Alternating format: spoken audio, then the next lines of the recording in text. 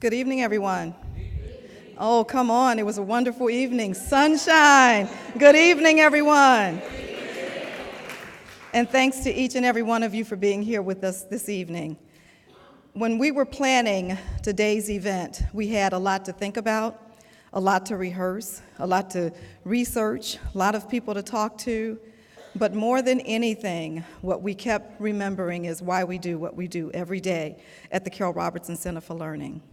The meaningful work that is done each and every day for every family that we serve, every child that enters our door, but more importantly, in the name of Carole.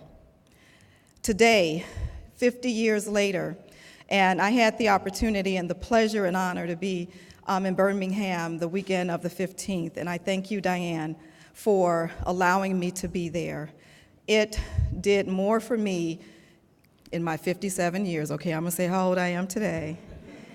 Because growing up in Chicago and living through everything that I lived through and witnessing things that were happening to our families and in our community, and then seeing today what's happening in our community, it meant more to me just to be there and understand that there is still hope and there's still a dream, but we also understand there's still work to be done.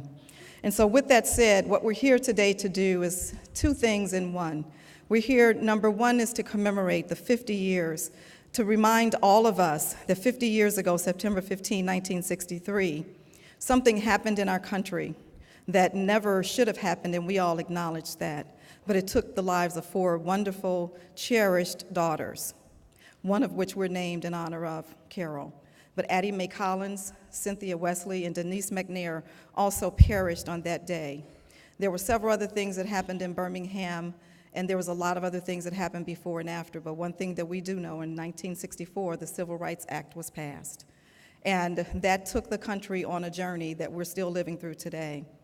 Carole Robertson Center for Learning is now 37 years old, and we've got a long, cherished history of working here on the west side of Chicago, living a dream every day. And when I say living a dream, what I mean is this. Every time you look into the face of a young child, every time you see a parent walk through the door who entrust us with their most cherished possession, believing that we are going to do everything we can to make sure that they're better today than they were when they walked in the door, that's living a dream.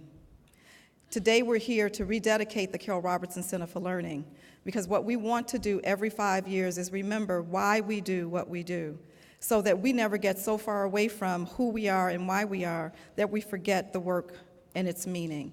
And so today I say to you, thank you for being here as we commemorate those 50 years and talk today about what happened, but more so to talk about the future, and also to rededicate the Carole Robertson Center for Learning, and to become a part of what we say at Carole Robertson Center for Learning is the Carole Robertson Center for Learning family. And with that, I say thank you and welcome each and every one of you.